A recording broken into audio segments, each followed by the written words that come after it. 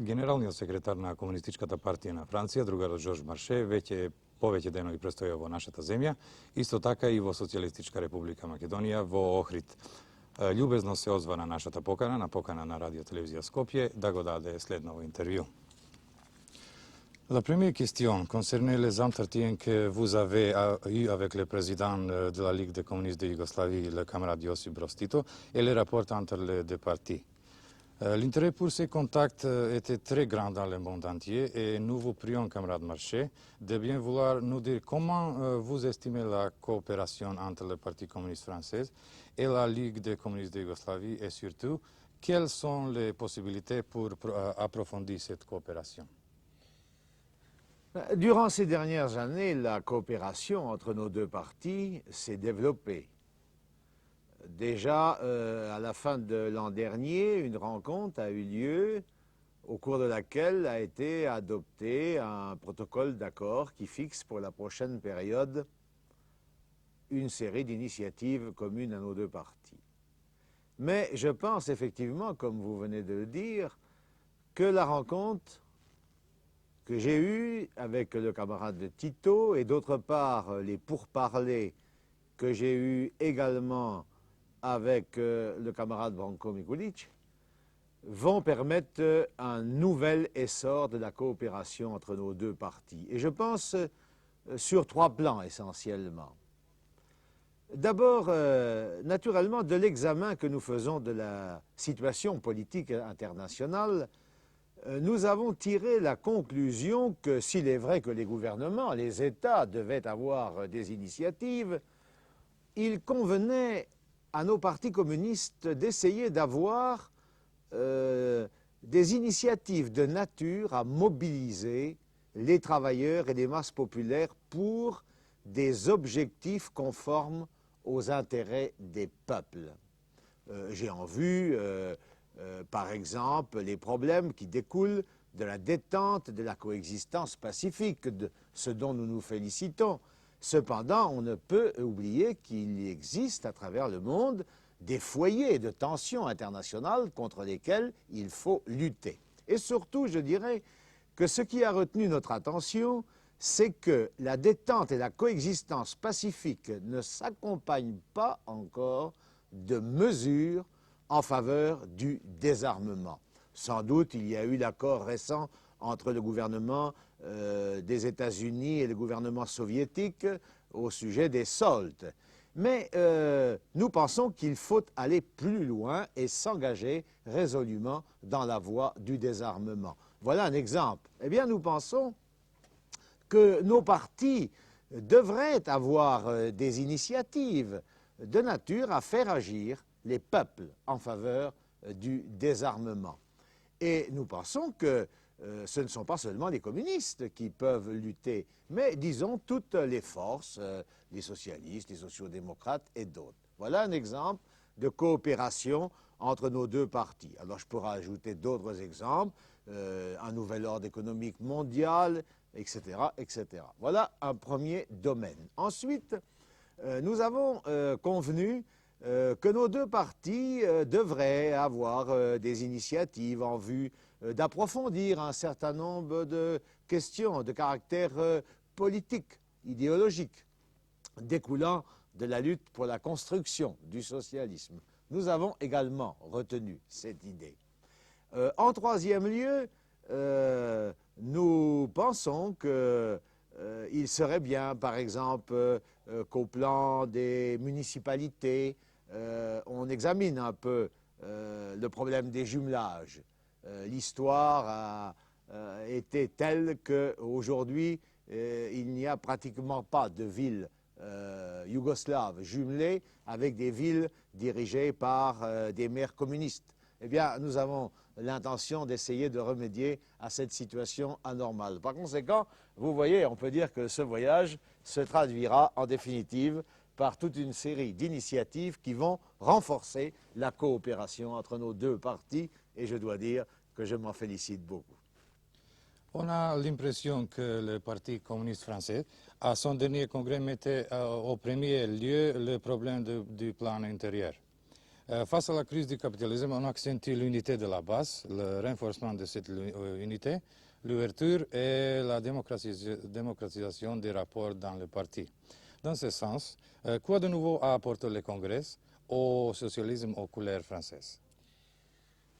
D'abord, je voudrais faire une petite observation. Je pense que notre 23e congrès a accordé une importance assez grande à la situation internationale. Par exemple, nous nous sommes fixés 4 grands objectifs que je veux seulement énumérer. Je ne veux pas développer, mais seulement énumérer. D'une part, c'est la lutte nécessaire pour l'indépendance des nations, la non-ingérence dans les affaires intérieures. Deuxièmement, c'est la lutte pour le désarmement, la coexistence pacifique et la paix dont nous parlions tout à l'heure. Le troisième objectif, c'est la lutte pour un nouvel ordre économique mondial. Et notre quatrième objectif, c'est la lutte pour ce que nous appelons l'Europe des travailleurs, en opposition à l'Europe des trusts et des firmes multinationales qui, vous le savez, se traduit par le chômage, l'inflation et beaucoup de difficultés pour notre classe ouvrière et notre paysannerie. Je voulais faire cette observation parce que le congrès du parti, je crois, a été aussi, et on ne peut pas d'ailleurs, développer la lutte pour des objectifs intérieurs, indépendamment de la situation internationale, de la nécessaire solidarité internationale. Alors, pour ce qui concerne plus précisément maintenant votre question, le 22e congrès du parti, il y a 3 ans, avait défini la voie démocratique pour un socialisme lui-même démocratique. Je dois dire que nous avons confirmé cette stratégie. Mais nous avons avancé dans 2 domaines. Le premier domaine consiste le caractère de la démocratie socialiste. Sans doute, nous y reviendrons dans la discussion tout à l'heure. La deuxième question que nous avons été amenés à approfondir, c'est la voie démocratique. Parce que, comme vous le savez, malheureusement, le Parti socialiste, en 1977, a rompu l'accord qu'il avait conclu avec le Parti communiste français sur la base d'un programme commun de gouvernement. Par conséquent, il nous a fallu tirer les enseignements de cette expérience que nous venons de vivre. Et il nous a fallu préciser les moyens pour remédier à la situation nouvelle qui existe dans notre pays. Et ce que nous préconisons, c'est la lutte pour l'unité à la base. Nous ne renonçons pas à l'union. C'est clair, le Parti communiste français est un grand parti, il influence près d'un quart des électeurs, il a 700 000 adhérents, mais tout seuls, les communistes ne parviendront jamais à instaurer la société socialiste. Par conséquent, il faut l'union. L'union est au centre de notre combat. La lutte et l'union, les 2 choses sont inséparables. Nous ne nous faisons pas d'illusions. La bourgeoisie ne nous laissera jamais la place et ne nous dira pas « installez-vous les communistes et construisez le socialisme ». Donc, il faut lutter et il faut lutter dans l'union. Alors, le Congrès a précisé que pour avancer, il fallait unir dans la lutte toutes les couches sociales qui ont intérêt au changement démocratique et au socialisme. Par conséquent, je crois que l'on peut dire que le 23e congrès du parti constitue un approfondissement de notre stratégie, à la fois du point de vue de la voie à suivre, mais aussi du point de vue de notre conception de la société socialiste. Non seulement comme des Yougoslaves, nous nous intéressons à la compréhension des communistes français du socialisme démocratique et autogestionnaire, d'autant plus que cela a été indiqué comme l'un des objectifs principaux du Parti communiste français dans l'avenir. Je m'attendais à cette question. Évidemment, nous luttons pour instaurer le pouvoir des travailleurs. Sans le pouvoir des travailleurs, et vous le savez vous-même, on ne peut pas construire le socialisme. Nous luttons également pour la propriété collective des grands moyens de production et d'échange. C'est 2 conditions qui sont indispensables pour construire la société socialiste. Mais à notre avis, ces deux conditions fondamentales ne sont pas suffisantes. Ne sont pas suffisantes. Parce que, je vous disais à l'instant, nous préconisons une voie démocratique et nous préconisons un socialisme lui-même démocratique. Nous ne voulons pas remplacer le régime bureaucratique actuel par un autre régime bureaucratique. Nous ne voulons pas remplacer la technocratie actuelle par une autre technocratie. Et nous savons bien que du capitalisme lui-même découle dans la vie économique, sociale, politique, culturelle, toute une série de défauts dont on ne se débarrasse pas si facilement.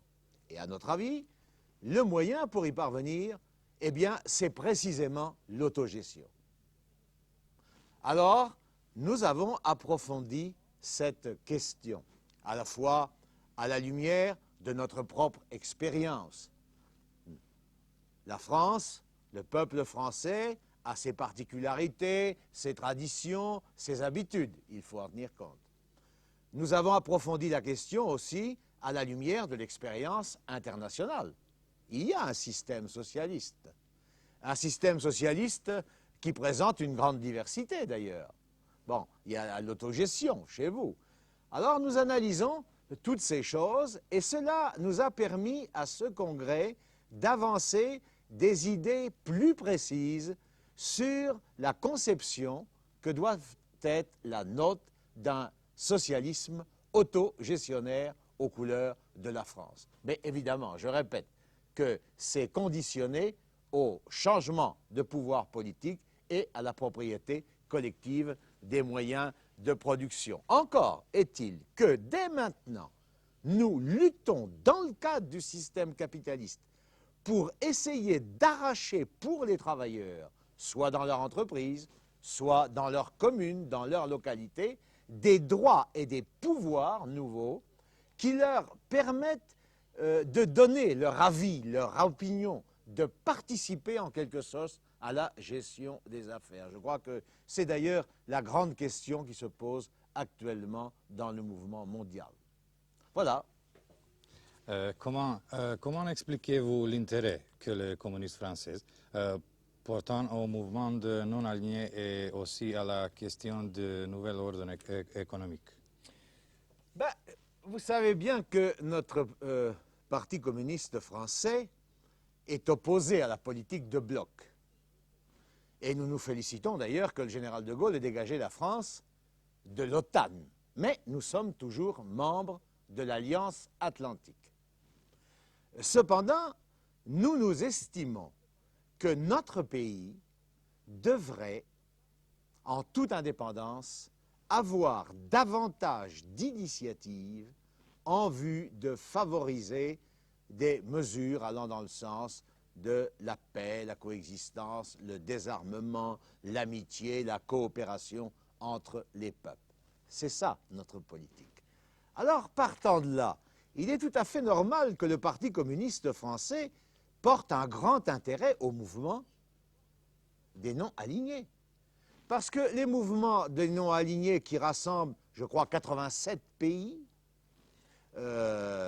qui n'appartiennent pas au bloc militaire, qui se prononcent pour une politique anti-impérialiste, qui se prononcent pour une politique allant dans le sens d'un nouvel ordre économique mondial, qui se prononcent pour le respect des valeurs humaines, pour le droit de chaque peuple qui exporte leurs propres matières premières à obtenir des prix rémunérateurs, leur permettant d'assurer le bonheur de leur peuple, eh bien, je dirais qu'il est tout à fait normal que le Parti communiste français accorde une grande importance au mouvement des non-alignés parce qu'il joue incontestablement un rôle positif dans le monde et c'est pourquoi nous souhaitons que la prochaine conférence qui aura lieu à La Havane et qui est préparée déjà très activement, y compris dans votre pays. Je l'ai vérifié depuis que je suis arrivé. Nous souhaitons que cette conférence de la Havane soit un succès.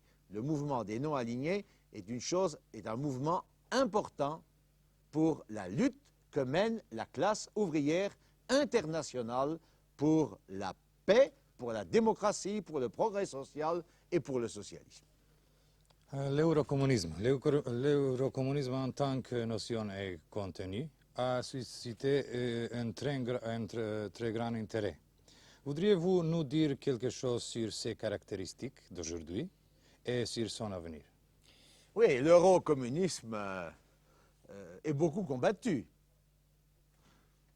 Évidemment, elle est combattue d'abord par nos propres adversaires, par l'impérialisme, qui se refuse à prendre en considération ce que représente l'eurocommunisme comme marche vers la démocratie et vers le socialisme. Et puis, il faut dire les choses, il ne faut pas avoir peur de dire la vérité.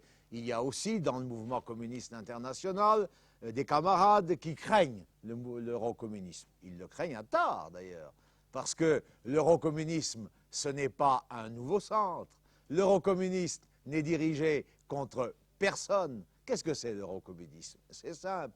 Il s'agit d'un certain nombre de pays qui pensent que la voie pour aller vers le socialisme, comme nous le disions tout à l'heure, doit être une voie démocratique, que le socialisme lui-même doit être démocratique et qui s'appuie pour définir la voie et ce socialisme sur les particularités et les traditions de chacun de leurs pays. Or, il se trouve de ce point de vue qu'il y a effectivement des convergences entre un certain nombre de partis communistes et ouvriers pour déterminer une voie nationale, une voie originale vers le socialisme. Est-ce qu'il faut le craindre? Est-ce qu'il faut le regretter? Moi je dis non, il faut s'en féliciter, parce qu'il y a une chose qui est certaine.